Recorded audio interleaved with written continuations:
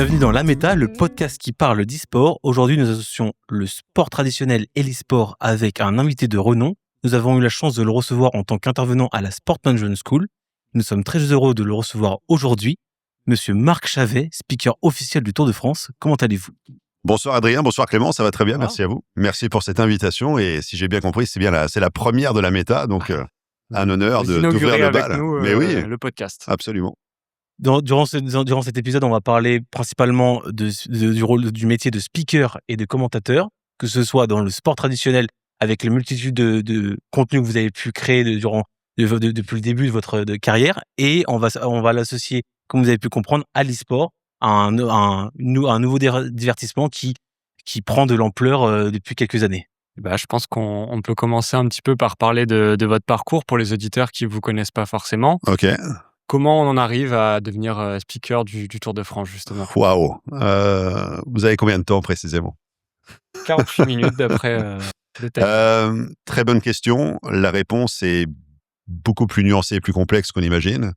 Mon parcours est assez simple. J'ai fait une fac de droit, école de journalisme, et je me destinais absolument pas à travailler dans le sport au départ.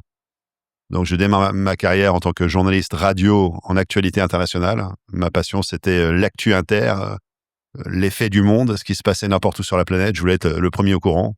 Je passais ma jeunesse à lire la presse internationale et les grands titres et les grands événements, c'était ma passion.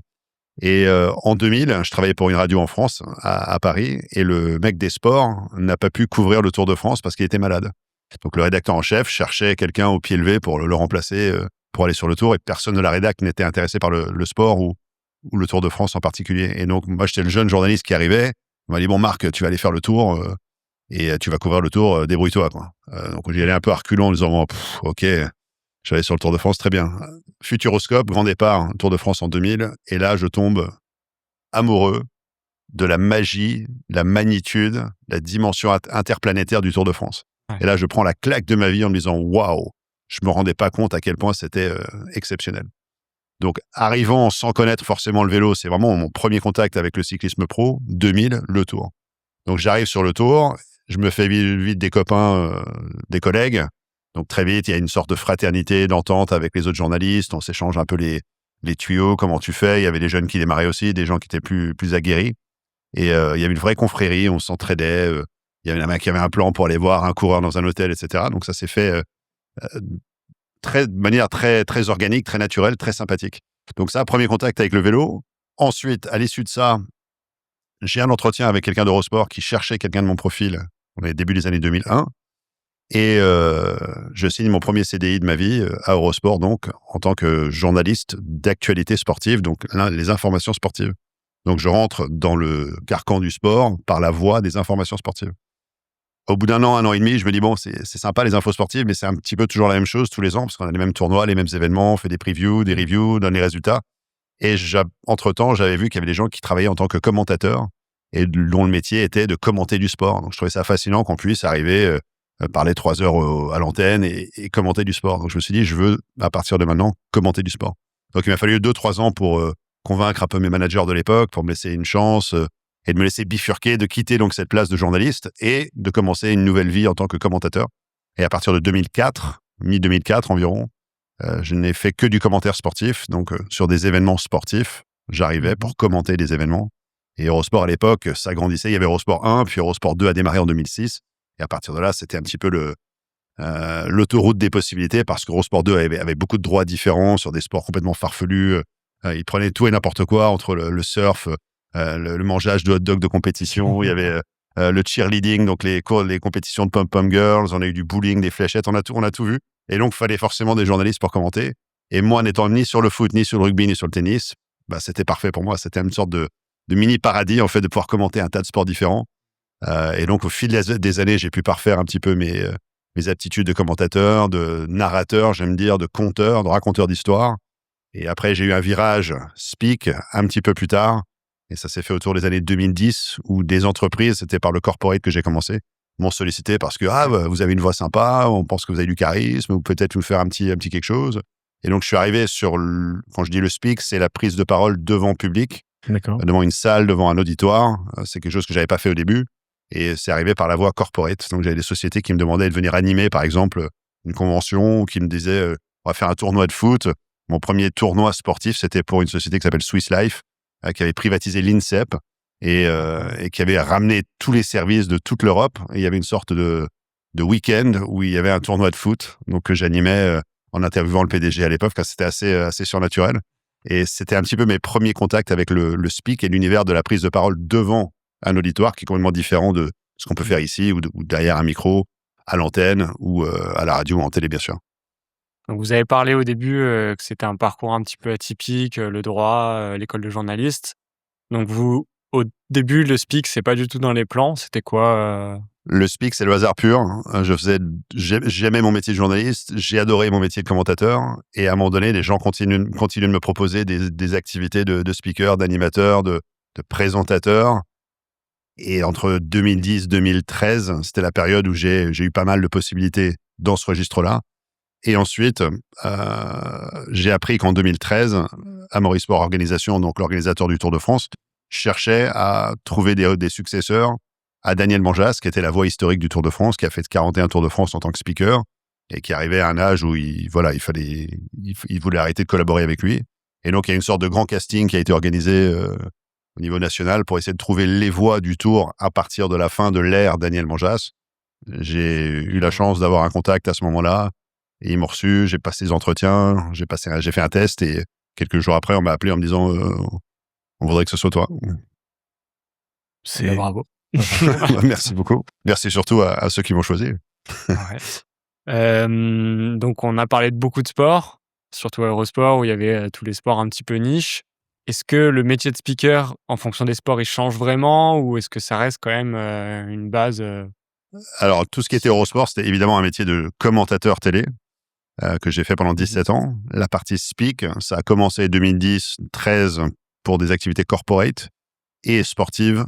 Et puis ça s'est vraiment dégoupillé en quelque sorte à partir de 2013 où j'ai commencé à travailler et pour la Fédération mondiale de tir à l'arc et pour Amaury Sport Organisation. Donc mes deux plateformes de speak majeures ou principales vont être le Tour de France et toutes les courses associées, c'est-à-dire Paris-Nice, Paris-Roubaix, Flèche-Wallonne, Liège-Bastogne-Liège, Paris-Tour, Critérium du Dauphiné et désormais le Tour Auvergne-Rhône-Alpes. Donc voilà, ça, ce sont les courses qui sont dans l'escarcelle d'Amaury Sport. Et mon deuxième sport majeur, c'est le tir à l'arc. Je suis aussi la voix olympique du tir à l'arc en anglais depuis Rio, donc en 2016. En 2016, j'ai fait Tokyo, Rio et Paris. Enfin, Rio, Tokyo et Paris dans le bon ordre. Donc pareil, c'était à peu près en 2013 que ça a commencé à se décanter. Donc en parallèle, il y a eu le tir à l'arc, le vélo, qui ont commencé à peu près en même temps. Toujours, en même temps, j'étais toujours commentateur CDI chez Eurosport. Donc la direction a eu la clémence à l'époque de me laisser quand même œuvrer et expérimenter avec mes activités de speak. Ok, donc ça reste quand même assez similaire en fonction entre le tir à l'arc et le Tour de France. C'est la préparation qui va changer peut-être. Mais... En fait, quel que soit le sport, c'est du storytelling. On raconte des histoires plus que tout. Quand on est le journaliste ou le commentateur, les Anglais disent le play-by-play, donc celui qui décrit les actions, celui qui plante le décor.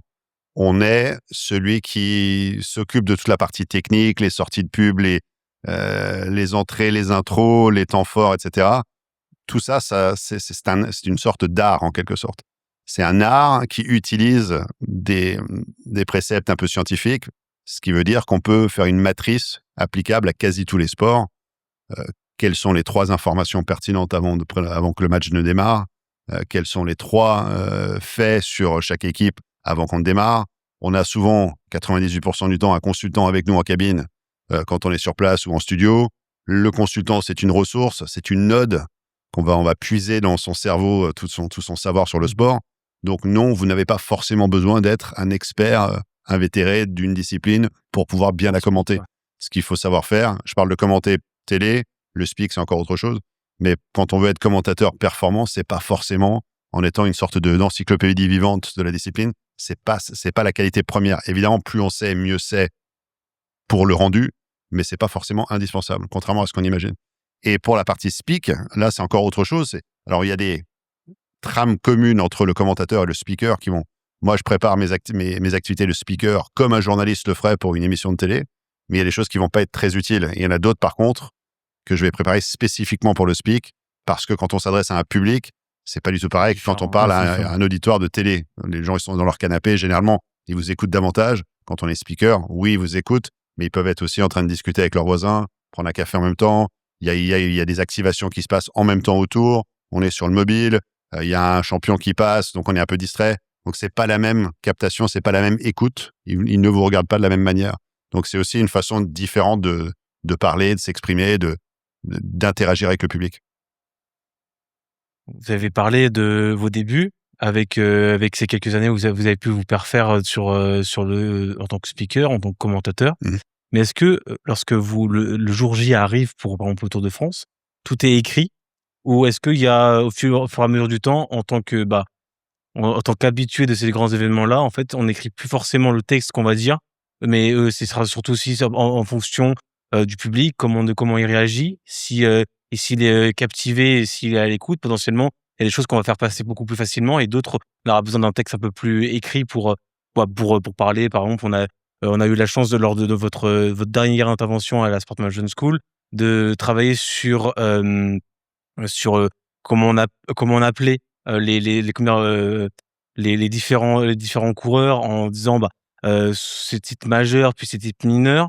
Est-ce que ça c'est du vu et du revu, donc vous savez quoi dire à ce moment-là, ou vous avez toujours votre fiche où tout est écrit? Alors, il n'y a pas de script, comme on peut imaginer, type présentateur télé qui va lire un prompteur ou quelque chose d'imprimé avec « Bonjour à toutes et à tous, bienvenue sur la 2e étape ».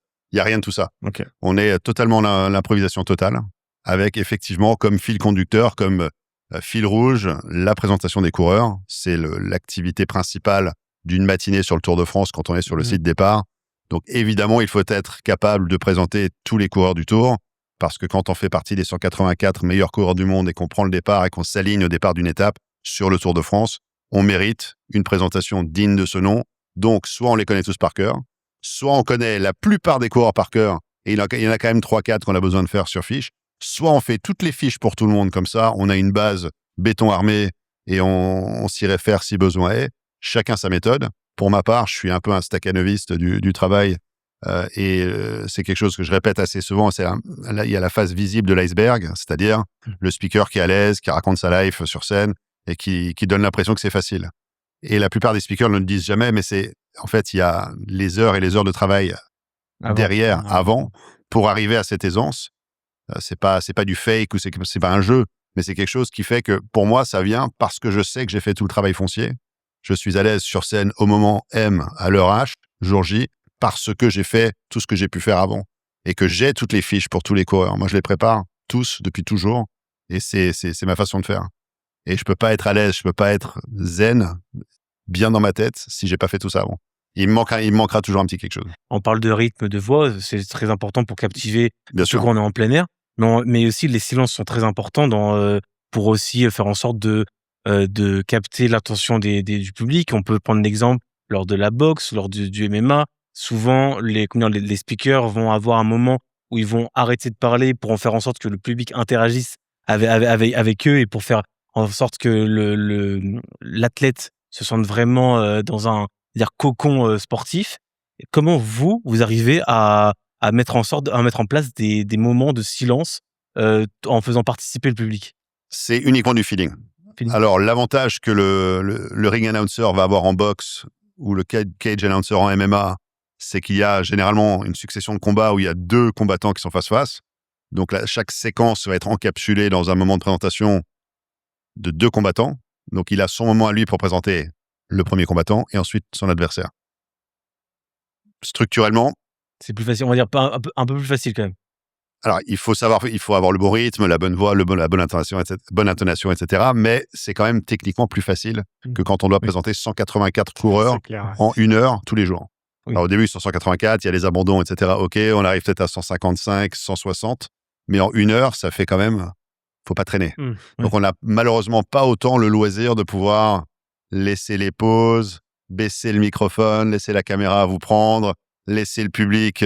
en suspens quelques instants. Sur le Tour de France, malheureusement, ça n'existe pas beaucoup. Parce que ce sont des présentations qui s'enchaînent, les équipes montent, tous les coureurs de la même équipe montent. La seule distinction va être faite plutôt sur les porteurs de maillots distinctifs. Quand on a le premier maillot jaune qui monte dès la 2e étape, là, il va y avoir un moment c'est le maillot jaune. Tous les maillots distinctifs ont ce petit moment signature où ils montent seuls. Donc là, c'est peut-être là le moment où ils vont sortir du lot.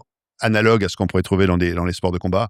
Mais encore, on n'est pas dans un moment, c'est pas un combat vedette de la fin de soirée où on fait monter la sauce à ce niveau-là. Je pense que c'est c'est deux choses différentes. Et là, on est vraiment, une fois de plus, sur une notion de si un coureur s'aligne au départ du tour, il doit être présenté quasiment de la même manière. Certes, il y a quelques superstars, quelques super champions qui ont quelque chose de plus.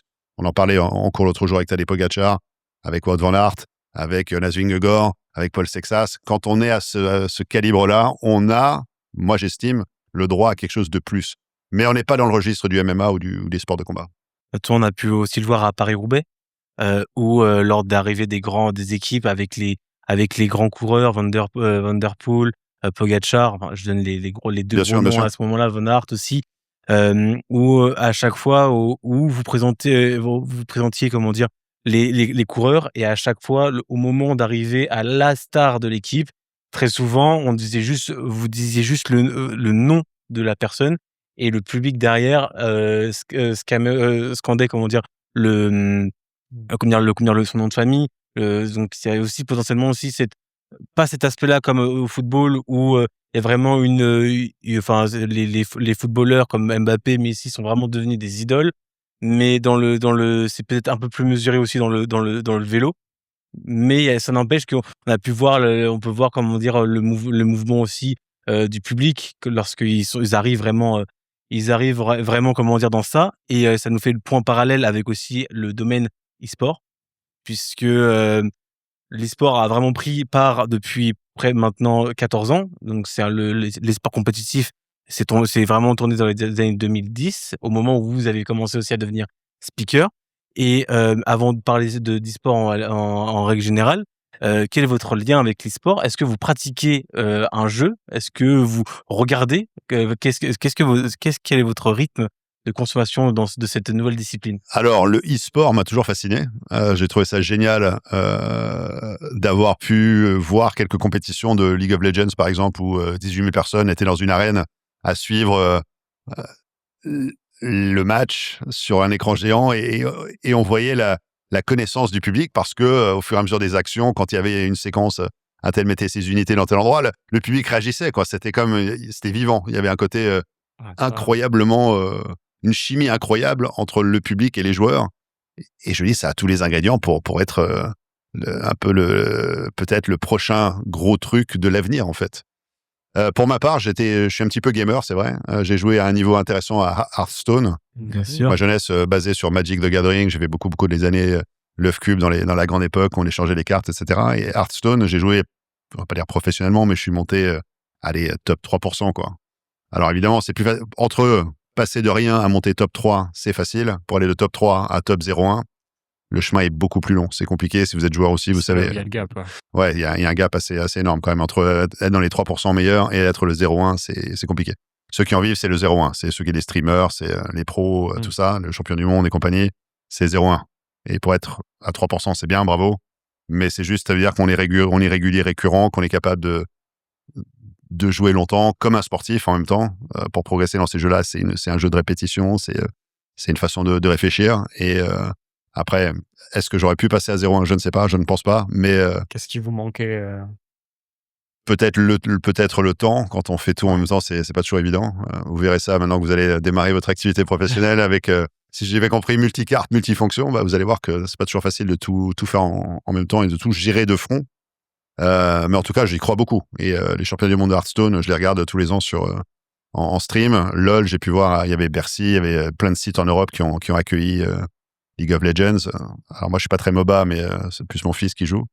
Mais je pense qu'il y a un avenir assez dingue. Alors oui, il y a les équipes de foot qui ont aussi des équipes e-sport et tout ça, donc ça devient assez important finalement, avec des vrais débouchés, avec Manchester City qui a une équipe, il y a le Paris Saint-Germain qui s'associe avec Vitality, Barça. Il y a le Barcelone qui du coup s'est associé avec une structure qui joue à Madrid. C'est drôle quand même dans l'ironie d'avoir une équipe, une structure qui joue à Madrid et qui a le nom Barça. Mais surtout, le plus important, et on parlait de speaker, la France est un acteur principal de l'e-sport avec l'Arabie Saoudite. On a pu voir, comment dire, qu'il y a le WC qui va arriver en France, puisqu'il y a une tension géopolitique au Moyen-Orient qui oblige les organisateurs à déporter leur événement sur Paris, puisque Paris dispose des infrastructures pour accueillir un événement comme ça. On a eu Rocket League, où on a eu un stade de plus de 20 000 personnes qui ont été là. On a ce week-end, on a le Major de Paris de Call of Duty, co-organisé avec Junglemate. Et est-ce que ça vous donne pas envie potentiellement de postuler pour être le speaker d'un tournoi comme le WC, qui est l'eSport World Cup, où il y a une multitude de jeux, ça dure sur un mois. Alors, malheureusement sur le coup, ça tombe aussi en même temps que le Tour de France, où bah, du coup, mais ça n'empêche qu'il y a aussi la possibilité après, c'est de pouvoir d'être le speaker de différents jeux, parce que les speakers ne sont pas forcément les mêmes en fonction des disciplines qui sont présentes. Et il y a aussi potentiellement en novembre, ça dépendra de la situation géopolitique, mais là, il y a la eSport Nation Cup, où là, ce sera plus les clubs, les structures, mais les nations, qui se déroulera soit à Riyad, soit à Paris. Est-ce que ça vous donne pas forcément envie d'essayer d'avoir cette nouvelle branche à votre palmarès? Bah, absolument. Si vous avez des plans, je suis totalement preneur. C'est plutôt nous. Mais, Plutôt nous, on mais aimerait le faire. après, il y a peut-être un temps pour tout. Je ne sais pas. Je ne sais pas si j'ai l'image e-sport aujourd'hui. Je véhicule un peu cette notion. Ou alors, il faudrait qu'ils aient envie d'avoir quelqu'un du sport traditionnel pour venir sur les plateformes e-sport. J'ai beaucoup regardé donc de l'e-sport par le passé et j'ai écouté ce qu'on appelle les casters, donc les commentateurs. Dans l'e-sport, on dit des casters, et en tout cas en anglais. Et ils sont forts, hein. Ils sont très très forts. C'est pas un simple commentaire sportif, c'est vraiment Il faut apporter de la connaissance à des la personnes. connaissance du jeu. Il y a un rôle, il y a un partage de rôle un peu similaire à ce qu'on a dans le sport traditionnel. Le play-by-play et le color. Donc le play-by-play, c'est celui qui décrit, et le color, c'est l'analyste, celui qui analyse les actions. En tout cas, dans Hearthstone et dans Magic, c'est comme ça que ça se passe. C'est comme ça, ouais, à peu C'est près comme ça dans pour tous les partout. jeux, ouais. Et du coup, celui qui est capable de décrire, alors peut-être que dans un FPS, c'est peut-être plus facile parce que là, ça va être, il faut connaître les armes, les cachettes, le sniper, etc. C'est peut-être plus facile parce qu'on décrit ce qu'on voit. Par contre, dans les jeux de cartes où il y a plusieurs potentialités avec telle carte, si jamais il tirait, il lui reste 13 cartes, alors il a une chance sur 13 de tirer la carte qu'il lui faut, ça. Il y a un degré d'anticipation et de connaissance qui est extrêmement impressionnant. Et je pense que là-dessus, on peut pas être un petit peu à mi-temps. Quand on est branché là-dedans, il faut vraiment y être à 200% et avoir la connaissance absolument parfaite et pouvoir connaître les cartes, les fonctions, les conséquences, ce qui peut se passer, quels sont les revirements possibles, et tout ça en temps réel. Et je pense que c'est ça la difficulté. Pour moi, ça serait pas le storytelling, planter le décor, donner envie au public. Ça, il y a pas de souci. Ce qui serait plus dur, je pense, c'est d'avoir ce degré d'expertise Technique, quoi.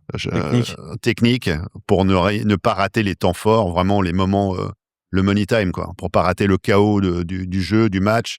Si vous n'avez pas l'info au moment où il pioche la carte qui change la partie, vous avez raté le coche, quoi.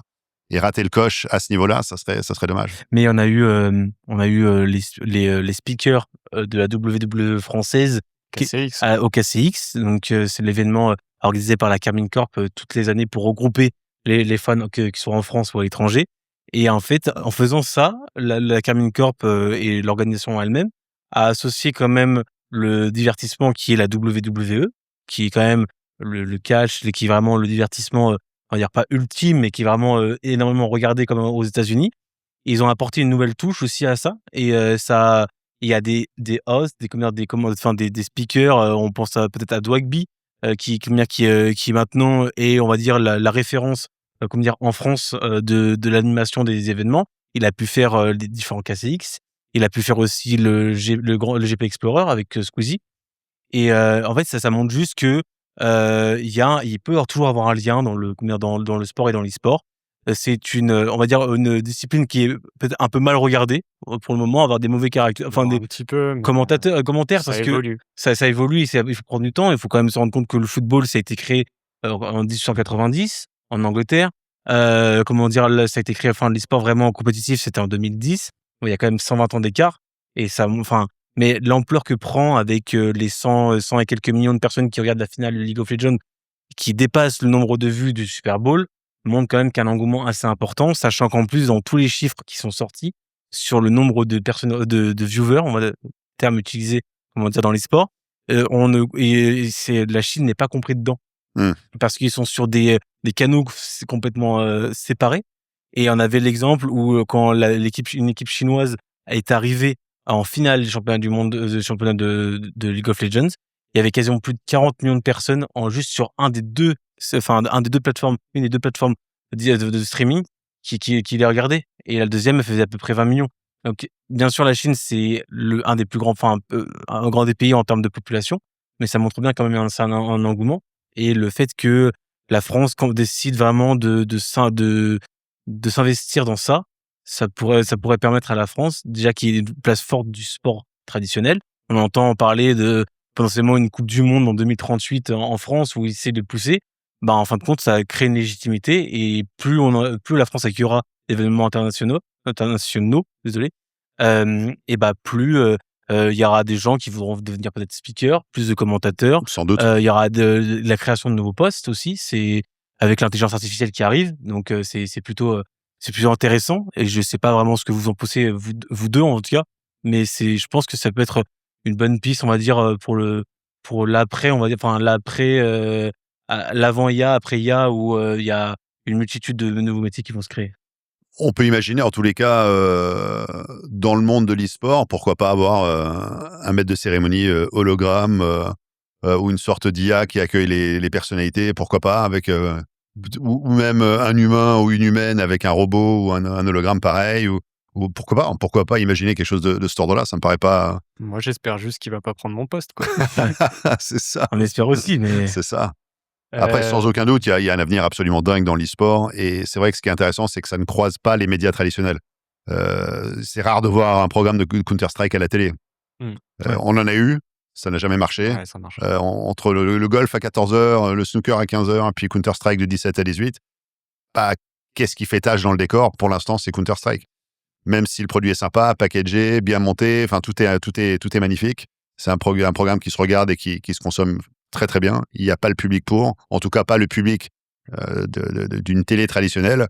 Alors depuis des années, forcément, il y a le développement de tous les systèmes de distribution alternatifs. Je dis alternatifs, même si ça prend des ampleurs assez incroyables, comme YouTube ou tout le streaming, etc. Donc aujourd'hui, on est peut-être à une génération près d'une vraie explosion dans l'e-sport. Peut-être vous d'ailleurs les futurs fers de lance de tout ça. Ouais, probablement. J'ai un petit jeu à vous proposer. Un jeu? Un petit jeu, ouais. Mais il n'y a pas de souris, il n'y a rien. On n'a pas besoin de souris. Pas besoin de souris. Ça s'appelle Speak ou pas Speak. Speak ou pas Speak? Alors, je vous explique. Il va y avoir des situations. Je vais vous dire des situations. Et vous allez me dire si Speak, vous aimeriez bien être speaker de cet événement. Ok. Ou pas Speak, ça m'intéresse pas du tout. Ça va durer 1 minute, ça s'enchaîne vite. Et on se laisse un joker où vous allez devoir nous faire une petite impression. Oh là là. De ce qui pourrait se passer dans cette situation. Ok, on y va. Vous êtes prêts? Yes. Alors, Speak ou pas Speak, le Tour de France féminin. Speak, je fais déjà. Une finale de Roland-Garros. J'aimerais. Speak. Speak. Une course de Formule 1 à Monaco. J'aimerais. Speak. La cérémonie d'ouverture des JO de Paris. Mon rêve. Rêve ultime. Speak. Cérémonie d'ouverture, rêve ultime. Un Super Bowl en NFL. Speak. Un débat politique. Ah, Mhm. là, ça serait intéressant, j'avoue. Speak. Speak. Une finale de Koh-Lanta. Pas speak. Une baston de rue entre deux darons. Là, j'aimerais bien commenter. Pas speaker, mais commenter. Là, vraiment. C'est une autre option. Ouais. Une finale mondiale de jeux d'échecs. J'ai déjà commenté du chess, des échecs. Oui, speak. Speak. Une game d'Hearthstone. Bah, bien sûr. Bien sûr. Évidemment. Il y a la connaissance derrière. Un petit peu. Ça serait merveilleux. Ça fait longtemps que je ne joue plus, mais effectivement, ça serait... À une époque, c'était vraiment quelque chose, je suivais vraiment pour finir l'anecdote là-dessus. Hearthstone, je regardais tous les casters, j'étudiais vraiment j'essayais de voir s'il y avait une option, mais je l'ai trouvé tellement performant et tellement bon, je me voyais pas arriver d'un truc traditionnel dans un univers qui ne l'est pas du tout, et je voyais pas ma plus-value, en fait. En fait, dans notre monde, et vous, dans le vôtre bientôt aussi, le plus important, à mon sens, c'est comprendre la plus-value qu'on amène. Qu'est-ce qui fait que l'employeur, le client, a besoin de moi? C'est pas juste, je suis passionné, j'aime ça. Non, c'est pourquoi il a besoin de vous, Adrien? Pourquoi il va prendre Clément plutôt que Franck, Pierre, Stéphane et les dizaines de milliers d'autres, quoi. Donc, si vous arrivez à trouver ce que vous amenez de plus, vous, c'est plus facile. On continue. Pardon. Une partie de casse pétanque l'ambiance. avec un pastis. Avec le pastis. Avec le C'est pastis, pas Speak. La finale des Worlds de League of Legends. Speak. Le championnat du monde de Farming Simulator. Pourquoi pas Speak? Un film pour adultes. En doublage. Alors, Eh si ben, je vous peux faire savez les quoi bruitages, ça va être pas mal. Hein. Ça va être sympa. Le Joker. Clément. Je vais le garder sur course de marche nordique. Marche nordique avec les petits bâtons là. Ouais. Exactement. Ouais, j'aime bien ça. C'est stylé. Vous voulez quoi que je fasse une impression de commentaire? Une petite 10 secondes pour présenter le fameux coureur de marche nordique Adrien Collat. Mesdames et messieurs, il est originaire de Chambéry, dans le département de la Savoie. Il arrive pour tenter de terrasser l'adversité et peut-être conquérir le monde pour devenir, pourquoi pas, le champion du monde de marche nordique. Représentant la France, Adrien Collat. Incroyable. Incroyable. Tout rend bien en fait. On pourrait dire tout rend bien. Ça m'a fait penser tout à l'heure quand vous avez dit qu'il y avait des demandes particulières d'entreprise. C'est quoi la petite anecdote, la demande la plus étrange qu'on vous a fait potentiellement en speak ou en commentary? La demande la plus étrange, je trouvais que le tournoi de Swiss Life, c'était assez étrange en effet. Il y a une jeunesse derrière ça, il y a une histoire derrière. Je peux vous raconter l'histoire si ça vous amuse. Bien sûr. Donc, est-ce que vous connaissez un joueur de rugby qui s'appelle Jonah Lomu? Ça vous parle? Ça me parle. Légende néo-zélandaise des années 90. Je vois sa tête. Vous regardez, tapez Jonah Lomu highlights, vous allez voir, c'était un véritable monstre humain, inarrêtable, il traversait tout le terrain, personne n'arrivait à le plaquer. Enfin, c'était une sorte de Michael Jordan du rugby des années 90. Jonah Lomu avait été sous dialyse, avait un problème rénal, il se fait greffer un rein à un moment donné et il décide de reprendre la compétition après sa greffe de rein. Sur Eurosport, on avait une ligue qui s'appelle la Fédérale 1 qu'on diffusait à l'antenne. Et ces années-là, je m'occupais un petit peu du rugby au niveau du challenge européen, notamment pour les interviews français-anglais, etc. J'étais un peu le bord-terrain de rugby pour le challenge européen. Et en 2009, on apprend que Jonah Lomu va revenir jouer. Il rejoint l'équipe de Marseille-Vitrolles et je suis là à bord-terrain pour son premier match de retour. Et mon rédac-chef m'avait donné une mission, c'était « Tu fais ce que tu veux, mais je veux une réaction de Jonah ». Alors, Jonah avait dit à la terre entière, il ne parlera pas, il ne dira rien, il fera aucune presse, il dira pas un mot. Pas un mot. Et pour le coup, c'est vrai, il arrivait casqué, il parlait pas, il était entouré de gars qui étaient plus épais que lui, donc super sympa pour y accéder, pour essayer de lui faire dire un mot. Donc, j'arrive sur ce match. Avant le match, rien. Mi-temps, rien. On arrive sur la fin du match. Coup de sifflet final. Et je le vois au milieu du terrain qui commence à se rapprocher vers la sortie. Je me dis, c'est maintenant. J'y vais avec le cadreur, on court sur le terrain. Je dis « Jonah, quel effet ça fait de revenir ?» en anglais. Le cadreur me prend, mais allez, même pas une seconde. On voit ma tête, même pas une seconde comme ça. Et Jonah répond quelque chose de bateau qui n'a aucun intérêt de 6 secondes, mais c'était la seule chose qu'il ait dite du match, le retour de la superstar.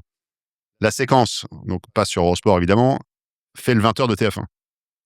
Le 20h de TF1, on voit ma tête, franchement, même pas une seconde. C'est vraiment comme ça. Même pas une seconde, c'est genre 0,8. Je crois que c'était mon cousin qui a essayé de...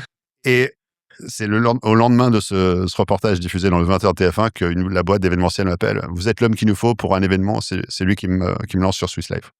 Ils ont privatisé l'INSEP, on a besoin de vous. Vous êtes bilingue, on a besoin d'un bilingue. C'est comme ça. Même pas une seconde sur le 20h de TF1. Et de toute ma vie, j'ai jamais eu autant de messages que après moins d'une seconde sur le journal, sur le 20h de TF1. C'est là qu'on voit l'ampleur de... C'est là qu'on voit l'ampleur d'une chaîne distribuée. Pourtant, j'ai commenté 17 ans de ma vie. Et ce soir-là, en moins d'une seconde de visuel, j'ai eu plus de messages que j'ai jamais eu de toute ma vie sur toutes les autres. Ça en dit long, hein. Mais... Belle anecdote, en tout cas. Belle anecdote, voilà. Donc, c'est la jeunesse du speak, c'est ça. J'aurais pas fait Jonah Lomu. J'avais pas Swiss Life en 2010. J'avais pas Swiss Life en 2010. 0,8 secondes. Absolument. Il n'y aurait pas 0,8 secondes. Il n'y aurait pas eu tout ça, je pense. Et ça m'a donné les choses après. De Swiss Life, il y avait un organisateur qui m'a permis de faire d'autres choses derrière et blablabla. Et de fil en aiguille, comme un Tarzan qui passe de liane à liane, et je suis arrivé en 2013 où il y avait cette possibilité de rejoindre le Tour de France. Donc, ça tient des fois à pas grand-chose, en fait. Exactement. C'est un petit peu ça. On pense dans l'e-sport récemment et depuis que ça existe, il y a beaucoup de problèmes techniques. Forcément, ça arrive aussi dans le sport traditionnel. Comment on fait face quand on est speaker ou commentateur à ce genre de problèmes? Comment on meuble, en fait? Vous parlez à un expert. Des problèmes techniques, j'en ai eu, mais j'en ai eu pas mal. y compris sur la présentation des équipes du Tour de France, où j'ai eu des pannes de courant à répétition. J'en ai eu 2 une fois, la même année, sur une présentation des équipes, c'est-à-dire le moment le plus Plus important. spotlight, il y a la terre entière qui vous regarde, et là, on se sent bien seul quand plus rien ne fonctionne. Ouais. J'ai présenté des coureurs à la voix, à l'ancienne, Ah oui, parce qu'il n'y a plus de micro. plus de micro. En fait, ça, c'est les années d'expérience c'est l'expérience qu'il faut. Il faut de l'expérience plutôt pour pouvoir faire face à tout ça. Si vous êtes un jeune qui démarrait et que vous êtes dans ces situations-là, c'est compliqué. C'est très compliqué. Parce que c'est vous dites, qu'est-ce que j'ai fait? C'est pas vous. C'est pas toujours vous le fautif. Là, il y a un problème. Des fois, c'est même pas le technicien. C'est comme ça. La vie, le nombre de watts qu'il fallait était un peu juste à ce moment-là. On ne sait pas. Je suis pas électricien. Mais quand ça arrive, ben, c'est Queen. The show must go on. Ça doit continuer. Coûte que coûte. Et 1 minute 30 sans électricité, je continue de parler comme s'il y en avait. Et personne ne m'entend, c'est pas grave. Et l'image n'est pas diffusée. Et alors? Ouais. Vous avez qu'à faire marcher les caméras, c'est trouver quelqu'un qui sait rebrancher le courant. Non, mais quoi qu'il arrive, vous continuez, on continue. J'ai présenté Nairo Quintana à la voix lors d'une panne de courant sur la présentation des équipes du Tour. Nairo Quintana. Fou. C'est fou que ça tombe sur lui. C'est tombé sur son équipe et c'était un des derniers à être présenté, forcément. Je crois qu'il y a eu Warren Barguil aussi. C'est les adversaires qu'on est branchés. C'est du sabotage. Non, mais là c'est l'expérience qui fait qu'on arrive à traverser ça et à rebondir surtout. Donc, une fois qu'on a vécu ça, je vais vous dire, tout le reste, les petits dysfonctionnements ou les choses qui ne partent pas au bon moment. C'est trop facile. Facile. C'est bon. Finger in the nose. Après, ça vient aussi avec l'expérience, mais on a parlé il y a quelques minutes de tout ce qui était intelligence artificielle avec potentiellement une IA qui ferait en tant que speaker lors d'un tournoi e-sport ou même dans le sport traditionnel. Si je parle de 2035 et je parle du métier de speaker, comment vous l'imaginez? Comment sur l'évolution, on va dire? Il y aura probablement des disciplines et des sociétés qui auront choisi d'embrasser l'IA et de prendre ce que l'IA est capable de proposer, sans aucun doute. Peut-être par la voie, ce qu'on disait, d'hologramme, de robotique, de voir ce qui va être créé également entre aujourd'hui et 2035. Et il y aura sans doute des sociétés qui resteront plutôt sur un modèle traditionnel, parce qu'il y a un sport à plusieurs vitesses aussi. Il y a certes les grosses sociétés, les grandes fédérations qui ont les budgets, qui ont envie, peut-être le savoir-faire. Et puis, il y a d'autres sociétés, d'autres groupes, d'autres sports, peut-être qui veulent rester un peu plus terre à terre. Tout va dépendre des commanditaires, donc ceux qui ont accès au crédit, mais qui vont décider si oui ou non ils veulent mettre l'argent pour développer ces produits ou pas. Je pense qu'en 2035, ça sera inéluctable. Il y aura forcément davantage d'avatars ou de choses qui vont accompagner les contenus. Mais je suis pas persuadé que l'humain soit complètement éradiqué dans les 10 prochaines années. Non, c'est sur une évolution. Ouais, c'est ça. Je pense que c'est inéluctable, mais on avait eu une intervention avec Monsieur Daco, responsable je connais bien Alex. Responsable chez Eurosport, qui nous racontait que dans les années 2000, quand il y a Internet qui est arrivé et tout ce qui était dans les médias aussi, parce qu'il y a beaucoup plus de digitalisation depuis l'arrivée d'Internet dans le début des années 2000. On pensait à la fin de plusieurs métiers qui étaient comment dire, différents, on va dire, plus traditionnels. Et en fin de compte, on a vu aussi l'évolution. On a vu en fait, on s'est adapté à la nouvelle technologie pour en fait faire en sorte que cette nouvelle technologie devienne un levier sur l'évolution d'une entreprise, une évolution de l'individu en lui-même qui est le speaker, qui est le commentateur, qui est aussi le régisseur son, tous ceux qui s'occupent de la publicité. Et en fait, je pense que l'intelligence artificielle, si elle est bien utilisée, si elle est utilisée à bon escient, et en fin de compte, ça peut être qu'un plus pour l'humain, puisqu'il y a des choses que les humains ne peuvent pas forcément faire et que l'intelligence artificielle peut faire. Et en fait, si on jumelle ces deux-là, en fait, on pourrait, on va dire, avoir peut-être un meilleur rendu que maintenant. Après, c'est une projection dans 10 ans, donc on ne sait pas forcément comment ça va être. Peut-être que dans 10 ans, en fin de compte, on s'est dit, l'intelligence artificielle, on a complètement arrêté parce que il y avait trop de problèmes, on avait trop de problèmes par rapport au niveau légal, par rapport au droit et ainsi de suite. Ou peut-être, en fin de compte, on va encore plus l'utiliser, puisqu'on peut voir dans les sociétés, on est toujours en course pour générer plus d'argent. Donc en générant plus d'argent, peut être beaucoup plus rapide. L'intelligence artificielle aide à être beaucoup plus rapide, mais l'évolution reste dans la main de l'homme. Oui, autant je peux imaginer tout un tas d'usages sans doute intéressants ou utiles de l'intelligence artificielle pour peut-être générer des revenus pour des organisations ou les organisateurs d'événements sportifs. Il y a toujours une partie du speaker, ou en tout cas de celui ou celle qui est au micro ou à la caméra, où on est un peu autour du feu, quoi. C'est le coin de feu, on raconte une histoire, et oui, on peut être remplacé demain par un avatar, par un hologramme, ce que vous voulez, mais si c'est que du charabia ou que c'est que on sent que l'IA est en train d'aller cueillir les informations et de fabriquer un tissu narratif qui est complètement lunaire, ou en tout cas, on sent que c'est fabriqué. Je pense que la transmission de la passion, c'est quelque chose qui reste une fibre humaine. Oui. Moi, c'est le métier qui a le moins peur justement de l'IA. C'est le sport avant tout, c'est transmettre des émotions. C'est un peu moi, l'IA ne pourra pas le faire Je pense que si vous avez eu les cours avec Daco, il a dû vous parler du direct, du sport en tant qu'événement. C'est peut-être le dernier. Parce quand on contraste avec les films qui sont diffusés en télé, le film aujourd'hui, oui, il y a une concurrence énorme. Vous avez le choix à 20h50 de regarder le film proposé par la chaîne X, ou vous faites vous-même votre choix sur Internet avec les 2 millions de films disponibles sur tous les catalogues. Je vais peut-être aller faire moi-même mon catalogue et choisir mon film. Le sport, ça reste, il y aura la finale de la Coupe du Monde dans quelques jours. Ça sera la finale de la Coupe du Monde. Elle est à cette heure-là. Et si vous voulez la voir, si vous voulez la regarder en direct, vous vous levez le matin, vous faites ce qu'il faut pour la regarder en direct.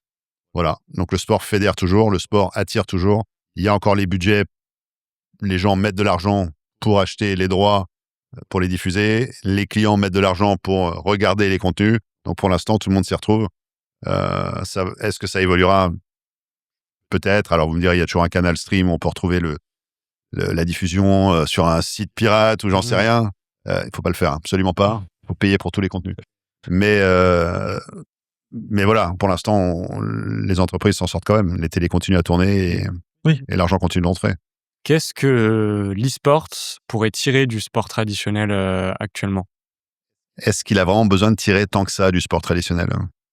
Je pense qu'il y a encore des trucs à aller chercher pour que ça prenne de l'ampleur. Après, l'e-sport, ça existe depuis un moment déjà. On est à plus de 15 ans quand même de produits, de contenu, peut-être même avant, au milieu des années 2000. Il y avait peut-être les premiers Counter-Strike.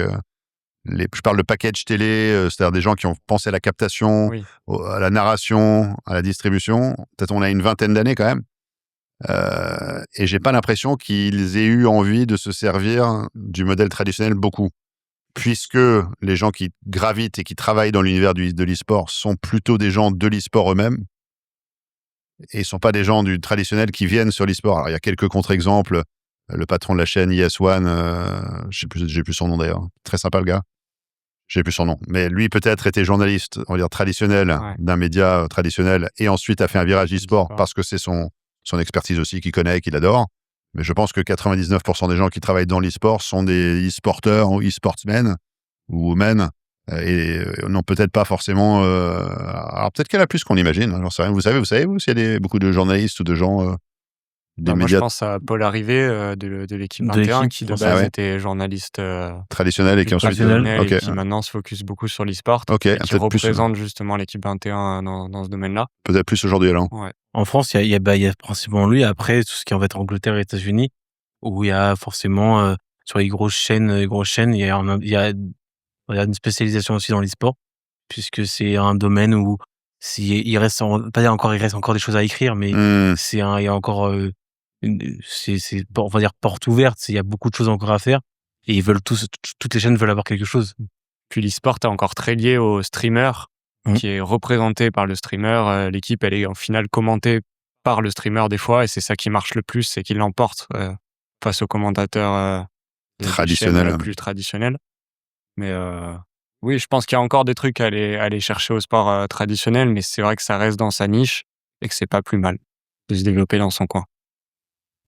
Je propose qu'on termine par un dernier petit jeu. Je vois qu'il nous reste un peu plus de 3 minutes. Est-ce que ça vous plairait de faire du doublage ? Un doublage. Alors, ça dépend qui je double. Ah bah ça va falloir me choisir. Oui, oui, oui. J'ai pris un doublage du Roi Lion. Waouh. Ah ouais, carrément. Là, vous me mettez à brûle-pourpoint comme ça sur. Bon, Adrien. comme vous voulez, moi je suis. Moi, je pense que Marc ferait super bien la voix de Pumba. Pour Pumba. la voix un peu plus grave. D'accord, je suis Ouais, je Pumba. peux faire Timon si tu veux. Et ben alors, je fais Simba. Donc les en vert, c'est moi, c'est ça? Exactement. Ah, magnifique, j'ai compris. On va voir les 3 lignes défiler. Et c'est parti. C'est parti du coup.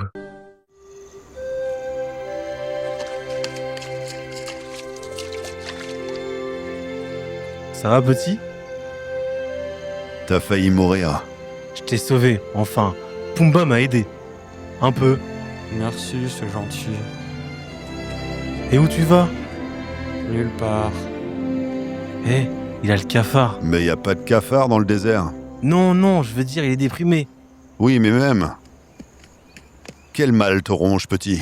Le mal qui le ronge. Ah, alors, d'où viens-tu? Qu'est-ce que ça peut te faire? Je peux plus y aller. Oh, t'es hors la loi? Ça tombe bien, nous aussi. Qu'est-ce que t'as fait, petit? Une chose épouvantable, mais je peux pas vous en parler. Tant mieux, ça nous intéresse pas. Dis donc, Timon, on peut faire quelque chose? Non, à moins de changer le passé. Dans des cas comme ça, mon copain Timon dit toujours « On ne revient jamais en avant Non. ». C'est pas ça. Amateur. Allonge-toi, tu vois bien que tu le fatigues. C'est on ne revient jamais en arrière.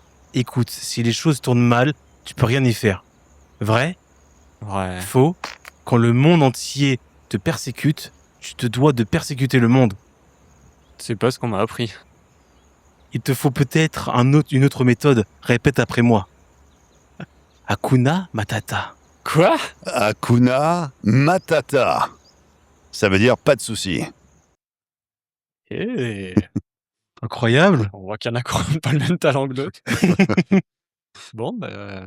C'était, on va finir dessus. C'était Avec un plaisir. moment, on va dire, nouveau pour moi et Clément, parce que c'est, comme on a pu dire, notre tout premier podcast. On te remercie vraiment d'avoir Merci beaucoup, ouais. laissé nous avoir donné l'opportunité de pouvoir vous interviewer. Avec grand plaisir. Donc c'était La Méta, le podcast qui est sport, les passerelles entre le sport et l'e-sport, et on fait pour faire vibrer tout le monde. On espère vous avoir plu lors de ce podcast et on se dit à très bientôt pour un nouvel épisode. Merci à vous.